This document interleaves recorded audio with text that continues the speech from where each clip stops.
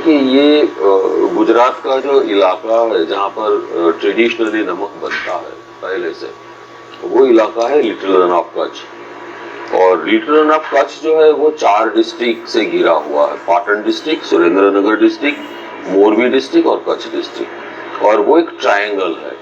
और ये little run of Kutch जो है वो 5000 स्क्वायर किलोमीटर का जमीन का टुकड़ा है, वो मड डेजर्ट है। और राजस्थान, नॉर्थ गुजरात की करीब 8 नदियां बारिश में अपना पानी यहाँ पर डालती है। और उसी वक्त पे समंदर का पानी, हाई टाइड वाटर, उसके साथ मिलने से ब्रेकिश वाटर की इकोसिस्टम वहां पर बनती है। और ये पानी जब बारिश का मौसम खत्म होता है तो वो समंदर में चला जाता है। और ये जमीन जब सूखती है तो आसपास के गांव के करीब 400 गांव के लोग वो ट्रेडिशनली, उनके बाप दादा भी नमक पकाते थे, आज उनसे सीख के वो भी नमक पकाते हैं। और वो यहाँ पर इस जमीन पे LRK में जाते हैं नमक पकाने। और मेरे हिसाब से ये जो ट्रेडिशनल सॉल्ट फार्मर्स जो है, और उसमें ये नमक पकाना वो एक आर्ट है, और ये आर्ट वो अपने बाप दादा से सीखे हैं। और ये भी नहीं है कि ये प्रोडक्शन सिस्टम बहुत ही प्रिमिटिव प्रोडक्शन सिस्टम है, लेकिन उसमें भी समय समय पर इन लोगों ने अपने अपने तरीके से प्रॉब्लम्स जो फेस की उसके हल निकालते गए हैं। और ये जमीन में से पानी निकाल के नमक बनाते हैं। और ये जो जमीन में से पानी निकलता है और उसकी घनता, उसकी डेंसिटी जो है वो 12 से 18 डिग्री होती है, यानी समंदर के पानी से 6 गुना खारा पानी जमीन में से मिलता है। और वो निकाल के छोटे छोटे पैन बना के उस पैन में इवापोरेशन पॉन्ड होते हैं, उसमें डालते हैं। फिर डेंसिटी 24 डिग्री होने से क्रिस्टलाइजर में डालते हैं और नमक बनाते हैं। ये एक कंटिन्यूअस प्रोसेस है जो 8 महीना तक चलती है। और क्योंकि ये बारिश में पूरा इलाका पानी के अंदर डूब जाता है तो यहाँ पर परमानेंट कोई भी चीज करना नामुमकिन है। तो हर बार अक्टूबर में वो नए से, पूरी लाइफ नए से शुरू करनी पड़ेगी। लोग अपना पूरा घर जो है वो समेट के ट्रैक्टर में भर के LRK में जाते हैं, वहां पर अपना घर बनाते हैं, पैन प्रेपरेशन होते हैं, फिर उसका बॉटम हार्ड करना ताकि पानी नीचे ना चला जाए। और फिर कंटिन्यूस पानी भरने के बाद में जो क्रिस्टलाइजर में जाता है, हर रोज उसमें दंताड़ा करके टूल बोलते हैं, और वो दंताड़ा करीब 6 से 8 घंटा चलाना पड़ता है और बहुत ही लेबोरियस वर्क है। और गर्मी की अगर हम बात करें तो गर्मी की सीजन में कभी कभी ये गर्मी जो है वो 52 डिग्री टेम्परेचर, 52 डिग्री तक वो टेम्परेचर चला जाता है। और सर्दी में कभी कभी 0 डिग्री हो जाता है। तो ये पूरी व्यवस्था जो है, और ये व्यवस्था में बहुत ही हार्श क्लाइमेटिक कंडीशन में इनको काम करना पड़ता है। तो ये एक चीज है। अगर हम इसके हिस्टोरिकल रेफरेंसेस देखें तो सेंट्रल सॉल्ट कमिश्नर की लाइब्रेरी से हमने द सॉल्ट करके बुक निकाली, उसकी फोटोकॉपी हम लोगों ने की है। और उसमें औरंगजेब का फरमान हमें मिला है। और औरंगजेब का फरमान जो है उसमें औरंगजेब ने उस वक्त पे, आज का जो लिटिल रन ऑफ कच्छ का हड़बद करके जो इलाका है, उस इलाके में सॉल्ट प्रोडक्शन जो होता था तो वहां के जो जागीरदार थे उनको टैक्स के रूप में सॉल्ट लेने के पावर वो उस औरंगजेब के फरमान में दिए गए हैं। रिसेंटली यहाँ पर ये, क्योंकि पूरा इलाका जो LRK का है ये वाइल्ड लाइफ सेंचुरी भी है, और वो भी पूरी दुनिया में कहीं पर भी नहीं है, एक ही जगह पे बचे हैं। और करीब 73 के आसपास 300 बचे थे, आज वो 5000 से ज्यादा वाइल्ड लाइफ यहाँ पर इस जगह पे मिलते हैं। तो फॉरेस्ट डिपार्टमेंट ने जो अपना मैनेजमेंट प्लान बनाया सेंचुरी का, उसमें भी जब नमक की बात की है तो उन्होंने ये लिखा है कि चंद्रगुप्त मौर्य के टाइम पे उनके सेक्रेटेरिएट में लवणाध्यक्ष करके एक ऑफिसर होता था, जिसको आज सेंट्रल सॉल्ट कमिश्नर में सॉल्ट इंस्पेक्टर बोलते हैं। तो आप ये अंदाजा लगा सकते हैं कि ये कितनी पुरानी प्रोडक्शन सिस्टम है। और इसमें ज्यादा कोई फर्क नहीं पड़ा। ये जब नमक बनाते हैं तो वो अपने बाजुओं के जोर पे अपने आप को निचोड़ के नमक यहाँ पर बनाते हैं। सॉल्ट फार्मर जो है वो, उनके लिए ये लाइवलीहुड से ज्यादा एक जुनून है, बहुत बड़ा और व्हाइट क्रिस्टल बनाना ये। और ये बहुत चाहते हैं नमक को, और नमक बनाने की पूरी प्रक्रिया को वो जी जान से बनाते हैं। शायद वो नमक बन जाएगा और वो ट्रेडर को बेचते हैं, बाद में ट्रेडर के लिए वो एक कमोडिटी बनता है। लेकिन जब तक वो पैन में है और जब तक प्रोसेसिंग चालू है, वो अगरिया के लिए, इनको सॉल्ट, ट्रेडिशनल सॉल्ट फार्मर्स को अगरिया बोलते हैं, ये अगरिया के लिए उनकी लाइफ का एक हिस्सा है। उनके सारे दुख दर्द, उनके तकलीफें, वो सारे हम बोलते हैं कि वही क्रिस्टल में ट्रैप होके रह जाते हैं। और क्योंकि ये आइसोलेटेड प्लेस है, तो यहाँ पर ना परमानेंट हेल्थ सर्विस है, ना कोई स्कूल है, ना पीने के पानी की व्यवस्था उस तरीके से है। लेकिन धीरे धीरे जब काम करना शुरू किया, तो आज अभी गवर्नमेंट के पानी के टैंकर वहां पर जाना शुरू किए हैं। आज अभी मोबाइल हेल्थ वैन जाना वहां पर शुरू किए हैं। सीजनल स्कूल यहाँ पर अभी होते हैं, तो बच्चे थोड़ा बहुत वो पढ़ लेते हैं बच्चे। तो ये अभी यहाँ पर व्यवस्थाएं होना शुरू हुई है।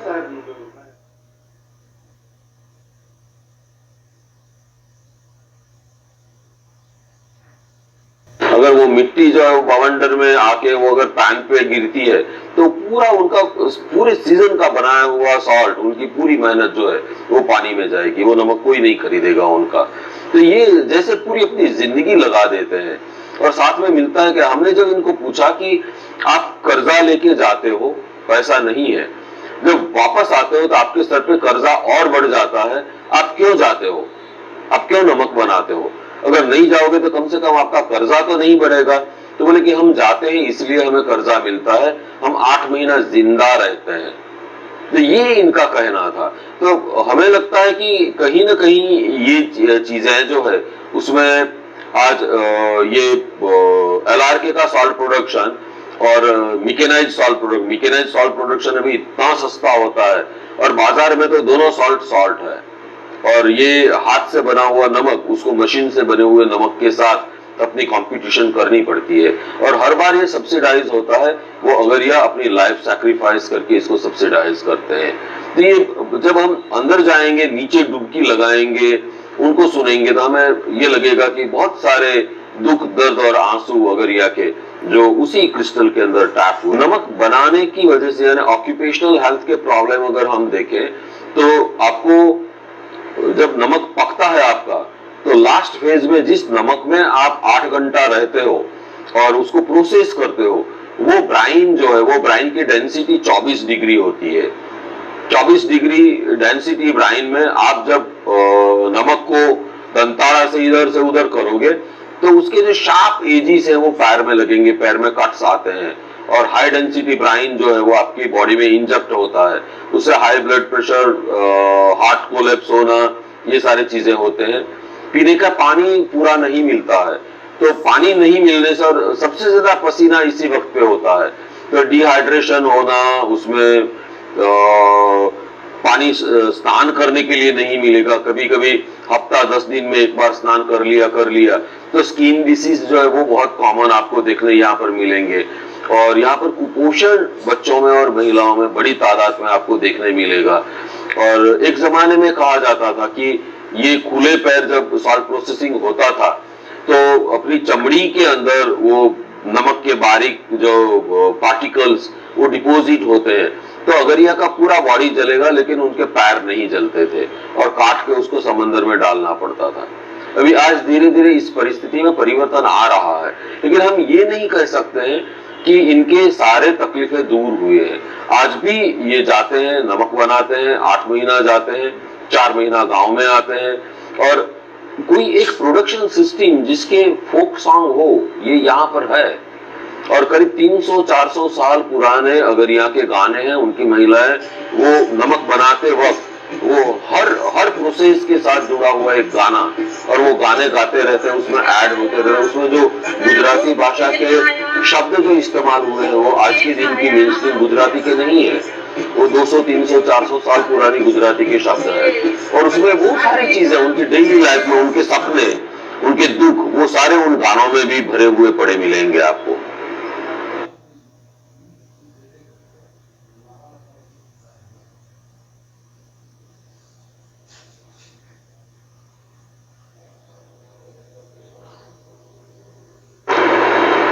देखिए, इसको आपको 2 हिस्सों में देखना पड़ेगा। एक ये है कि 8 महीना कंप्लीट आइसोलेशन में, और यहाँ पर आपको कोई टाउनशिप जैसा देखने नहीं मिलेगा, एक दूसरे के पास में घर नहीं मिलेंगे। नहीं तो उनको जो ब्राइन चाहिए वो मिलेगा नहीं अगर नजदीक में होंगे तो दूर दूर उनके झोंपड़े आपको दिखाई देंगे। तो आइसोलेशन में जीना यानी वहां के महिलाएं, खासकर पुरुष तो 15 दिन महीने में एक बार गांव में जाएंगे, लेकिन महिलाएं 8 महीना अंदर ही रहती है। तो उनके खुद के साइकोलॉजिकल प्रॉब्लम एक है। दूसरा, महिलाओं के खुद के रिप्रोडक्टिव हेल्थ के जो प्रॉब्लम है, गायनिक प्रॉब्लम है, हमने यहाँ पर हेल्थ कैंप किए थे और यहाँ से कुछ एक्सपर्ट गायनिकोलॉजिस्ट को लेके गए थे, वो रो पड़े थे। गायनिकोलॉजिस्ट, बहुत ही सीनियर गायनिकोलॉजिस्ट वॉलंटियर्स हमारे साथ आए थे। बोले कि यहाँ के महिलाओं के सवाल, और वो इस परिस्थिति में, जिस परिस्थिति में वो जीती है, बोले कि ये नर्क से भी ज्यादा बदतर स्थिति में है। और वो रिपोर्ट नहीं करते क्योंकि हमारी हेल्थ वैन तो जाती है गवर्नमेंट की, लेकिन उसमें कोई लेडी डॉक्टर नहीं है, तो महिलाएं रिपोर्ट नहीं करेगी, वो बच्चों को लेके जाएगी, दूसरे लोग जाएंगे। तो ये एक सवाल जो है वो बहुत ही पेचीदा सवाल हेल्थ का जो है वो है। हम कोशिश करते हैं कि इसमें से किस तरह से बाहर आया जाए, लेकिन हमें बहुत ही मुश्किल लग रहा है कि इसमें से बाहर आना। और हर रोज अगर यह जो है वो अपने हेल्थ से, और यानी रिपोर्ट नहीं करना, अपने आप को सहन कर लेना, चाहे आपने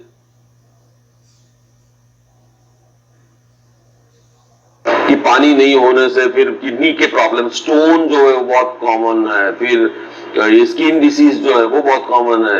और जब नमक पकना शुरू होगा तो उस वक्त पे नमक को जब ढेर लगाए जाते हैं तो लाइट, जो सनलाइट रिफ्लेक्ट होके जाती है, तो उसमें उनके आंख के सवाल जो है वो बड़े पैमाने पे आपको देखने मिलेंगे। और ये कुपोषित है, और कुपोषण की वजह से नाइट ब्लाइंडनेस जो है वो बच्चों से लेके बड़े लोगों में भी, वो भी आपको देखने मिलेगी। तो इस प्रकार के जो सवाल है वो बहुत ही कॉमन यहाँ पर देखे जाते हैं।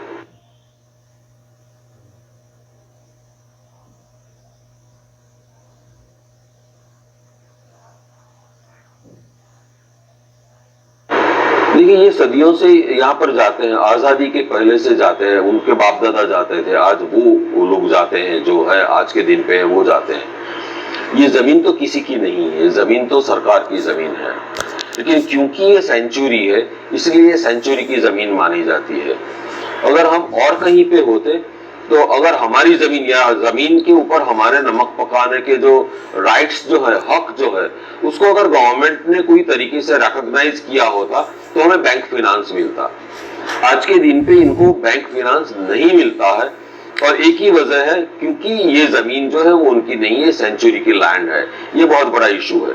और जब इनके पास एक आर्ट तो है नमक बनाने की और खुद की मेहनत है, लेकिन फाइनेंस नहीं है, और इसी वजह से इनको आसपास के ट्रेडर्स के पास से पैसा उधार लेना पड़ता है प्रोडक्शन के लिए।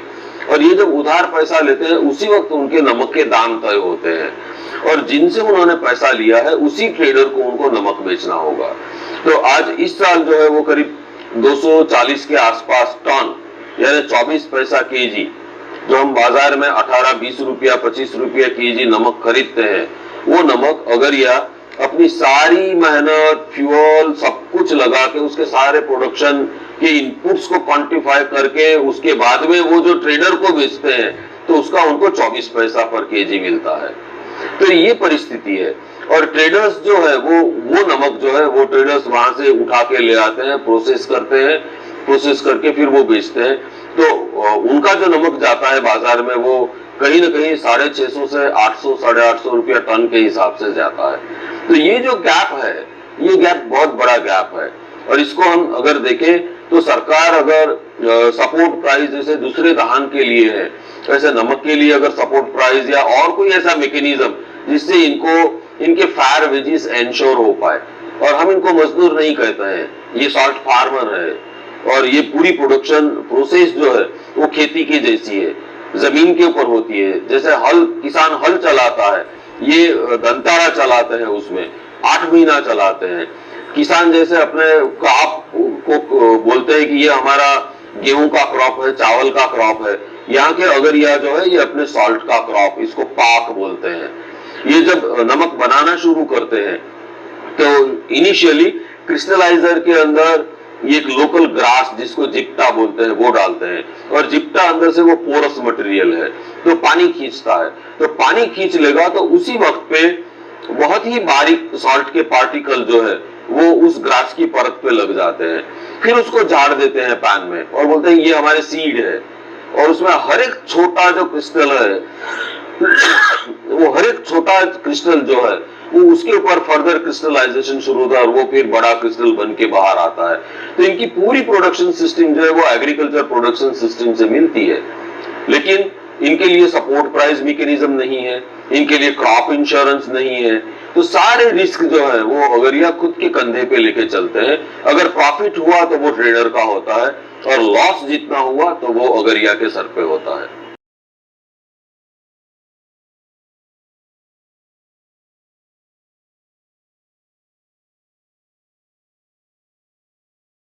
तो राज्य सरकार के पास हम, क्योंकि अगरियाओं का कलेक्टिव फोरम हम लोग हैं, और हम लोग करीब आखिरी 10 साल से सरकार के पास हमारी डिमांड पेंडिंग है, और उसमें दो तीन मेजर डिमांड जो है वो सरकार के पास है। एक की ये जहां पर नमक पकाते हैं ये सेंचुरी है, और सेंचुरी जो है वो फॉरेस्ट राइट्स एक्ट के अंदर वो डीम्ड फॉरेस्ट एरिया माना जाता है, और अगर ये डीम्ड फॉरेस्ट एरिया है और अगरियाओं की उसके ऊपर लाइवलीहुड की डिपेंडेंसी है, तो अंडर फॉरेस्ट राइट्स एक्ट उनके कम्युनिटी राइट्स जो है वो यहाँ पर बनते हैं।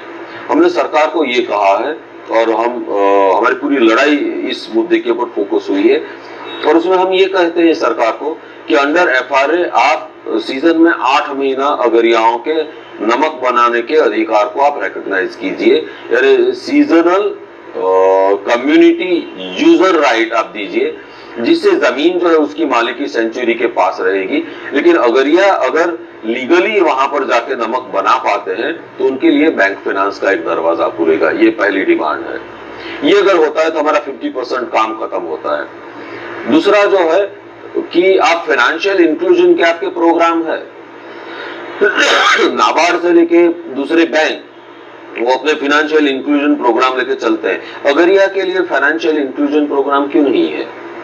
आप अगरियाओं को सस्ता फाइनेंस अवेलेबल क्यों नहीं करवा सकते हो?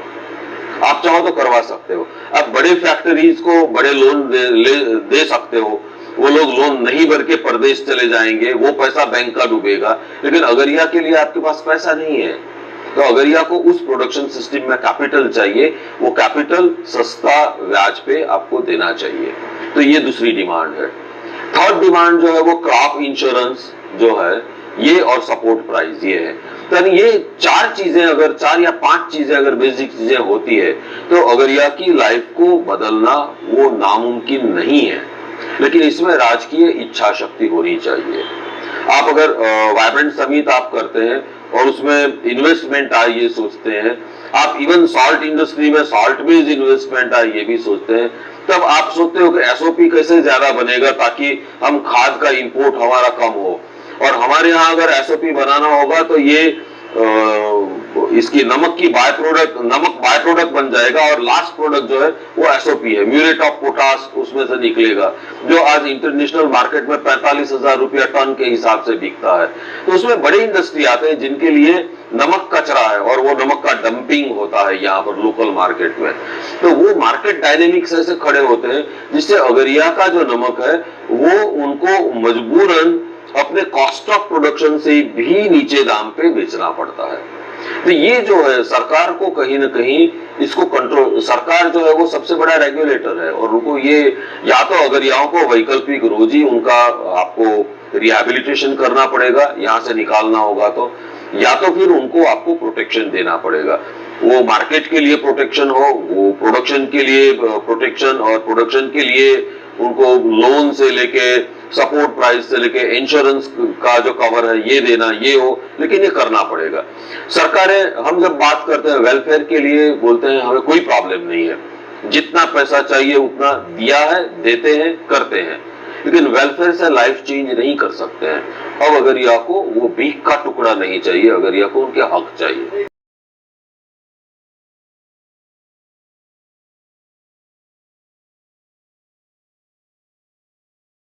नहीं, ये कोई बड़ी कंपनी को नहीं दे सकते हैं, क्योंकि ये वाइल्ड सेंचुरी है और हमारी सेंचुरी अथॉरिटी के साथ कई बार टकराव होते हैं, लेकिन हम कम्युनिटी को बोलते हैं कि ये वाइल्ड सेंचुरी के जो लोग हैं, अफसर हैं, वो हमारे वॉचमैन हैं।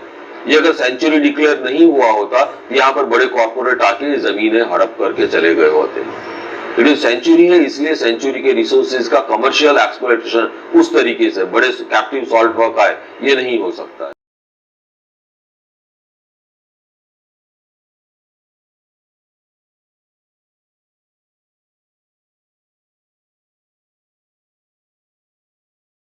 और हमारा देश की आजादी का टर्निंग पॉइंट था नमक सत्याग्रह। नमक सत्याग्रह से देश को आजादी मिली। यानी जिस प्रकार का मोबिलाइजेशन गांधी जी जब यहाँ से उन्होंने जब नमक सत्याग्रह घोषित किया, उनके साथ 78 लोग थे। काफी लोग मना कर रहे थे कि ये मत करो, लेकिन गांधी जी बोले मैं अकेला जाऊंगा, अगर मेरे साथ कोई नहीं होगा तो मैं अकेला जाऊंगा, लेकिन मैं सत्याग्रह करूंगा। और सॉल्ट के ऊपर जो टैक्स डाला था ब्रिटिशर ने, उसके खिलाफ जाके उन्होंने दांडी तक गए। जब वो दांडी में पहुंचे, यहाँ से 78 लोग 78 पीपल उनके साथ जुड़े थे। जब दांडी पे पहुंचे, हजारों लोग पूरे देश से आए थे।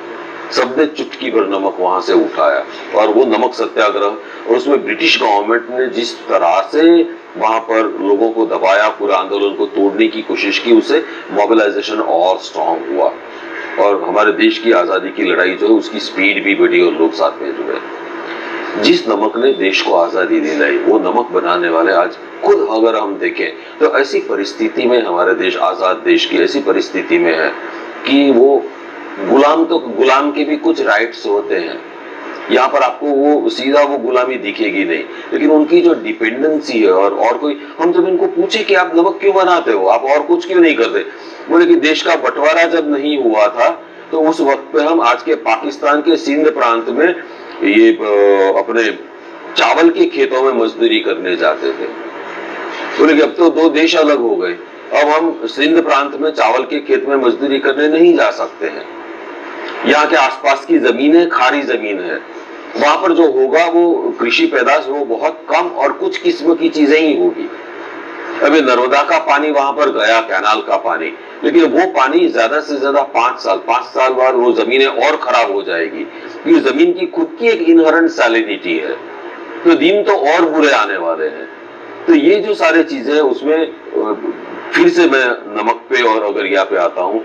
ये है कि अगरिया आजादी के बाद लोग भूल गए हैं, शायद गांधी जी और ज्यादा जिंदा होती। आज भी अगर हम देखें तो हमारा जो लिटिल रन ऑफ कच्छ का पाटन साइड का जो इलाका है और उसके सरहद के उस पार देखें नगर पारकर तालुका है पाकिस्तान का, और नगर पारकर में आज भी सबसे ज्यादा बस्ती जो है वो कोली कम्युनिटी की है, जो वहां यहाँ पर नमक बनाते हैं। तो उनके रिलेटिव्स वहां पर नगर पारकर में है। नगर पारकर तालुका पंचायत के जो प्रमुख है वो कोली कम्युनिटी से है। यानी एक लकीर बीच में खींच दी, उससे उनका आना जाना, उनकी पूरी सोशल लाइफ, कल्चरल लाइफ वो दो टुकड़ों में बट गई। इनका लाइवलीहुड जो है, यानी वो मजदूरी के लिए जाते थे इसके चावल के खेतों में, वो बंद हो गया। यहाँ पर इतनी अच्छी खेती नहीं थी कि यहाँ पर उनको मजदूरी मिले, तो यहाँ पर वो कुछ था नहीं, तो इनकी डिपेंडेंसी, ऐसी परिस्थिति पैदा हुई कि उनकी डिपेंडेंसी नमक के ऊपर ज्यादा दिन ब दिन और ज्यादा बढ़ती गई।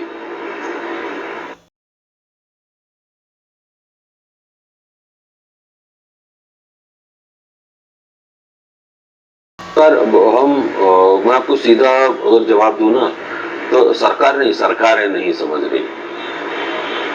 ये तो 20 साल 25 साल से यहाँ पर बीजेपी है, उससे पहले यहाँ पर कांग्रेस थे, वो भी नहीं समझे हैं।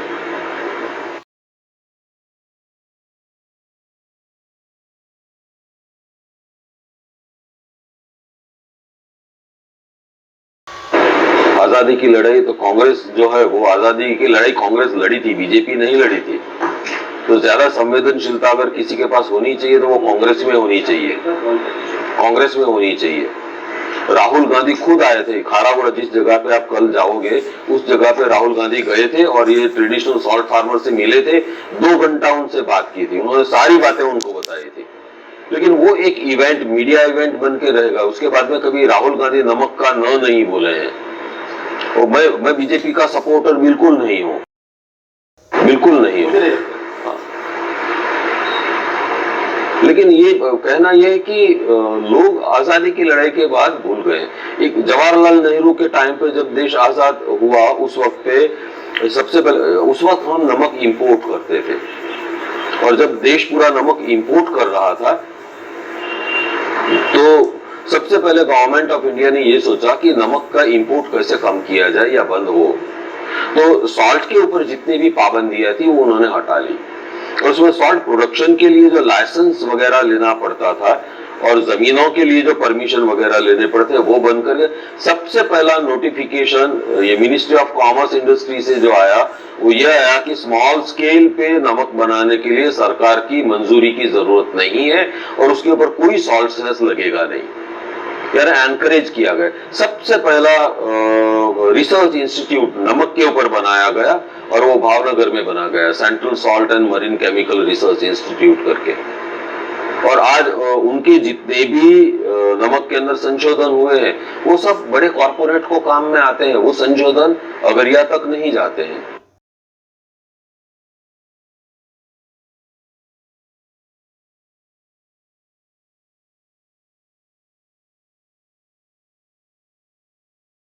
जैसे कल जाएंगे तो खारागोड़ा विलेज जो ब्रिटिश हेडक्वार्टर था नमक बनाने का, उस गांव में 450 विडो है और वो अगरिया फैमिली से है। वहां पर सबसे ज्यादा ट्रक जाते हैं सॉल्ट ट्रांसपोर्टेशन के लिए। आज उन विडो में से ज्यादातर विडो जो है वो सेक्स ट्रेड में है। आपको HIV एड्स का सबसे ज्यादा संक्रमण पूरे डिस्ट्रिक्ट में अगर कहीं पे देखने मिलेगा तो इस जगह पे देखने मिलेगा। अगर लोग जिंदा रहने के लिए अगरिया के महिला को अपना शरीर बेचना पड़े, इससे बुरी और चीज क्या हो सकती है? क्या हो सकती है? ये परिस्थिति है आज यहाँ पर।